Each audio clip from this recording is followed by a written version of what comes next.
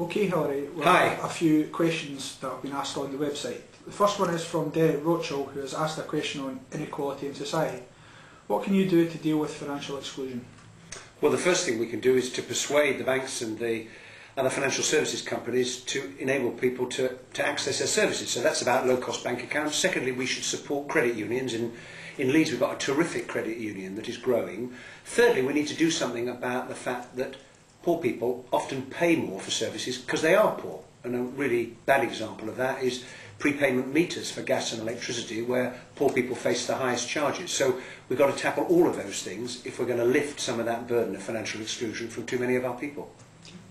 Next one is from Abdullah Ali, and she has asked, what can the Labour Party do to attract young people into the party and turn them into the Labour Party candidates of the future?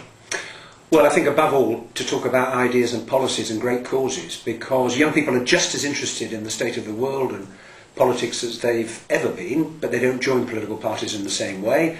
We see that from the support for the Make Poverty History campaign, environmental campaigns, but we also have to recognise that young people are also interested in, are they going to be able to afford to live somewhere, are they going to have the right skills for the future?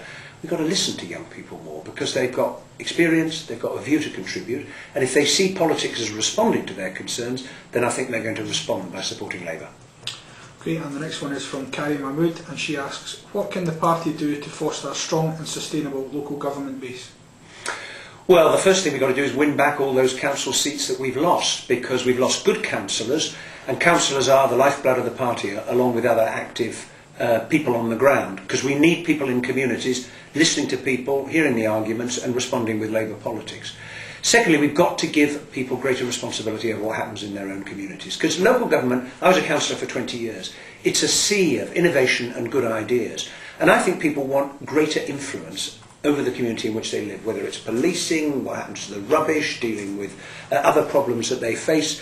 We've got to tap the talent and potential that there is in local government, and we've got to draw on the ideas and pick the good ones and try and encourage other people in other councils to follow them. Okay, Dan Whittle asks, what are your thoughts on how we deal with the challenge of antisocial behaviour? Well, we've done a lot already, and that's by creating antisocial behaviour orders that give local communities the means to protect themselves from individuals who frankly are behaving in a way that nobody should have to put up with. I've been radicalised by my experience as a Member of Parliament in Leeds. We've also done other things like the Sure Start programme. So that's dealing with the other end of the problem, providing support to families, raising children in difficult circumstances. It's about community spirit, and the third thing that we can do is to encourage community organisations, because when I think of my constituency and the places that have made most progress in tackling this problem, it's when the community has a voice. People come together, they don't feel isolated, they know who to talk to, they realise they're not alone. CCTV, effective community policing, housing authorities that take their responsibility seriously for dealing with antisocial tenants. If you put all of those things in place, then you can change the quality of life in an area for the better. Okay, and finally, Ruth Purnley has asked how you can utilise your experience at the Department of International Development to tackle issues such as climate change.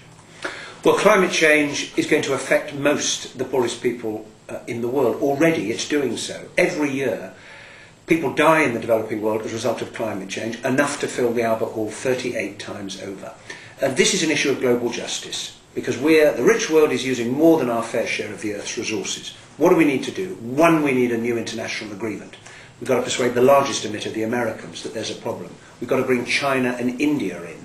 We've got to think about the way in which we invest in future so we don't add to the problem. We need more renewable energy in the developing world, where they need electricity to keep the lights on, in the schools, in the clinics, keeping the drugs cold so that children can be vaccinated against disease. And finally, we've got to recognise every one of us has a responsibility to deal with this. Governments can't do it on their own, and that's why the kind of politics I believe in is about a partnership between government and people working together. You make a contribution, we make a contribution. If we do that, we're stronger. Okay, thank you, Hilary. Thank you.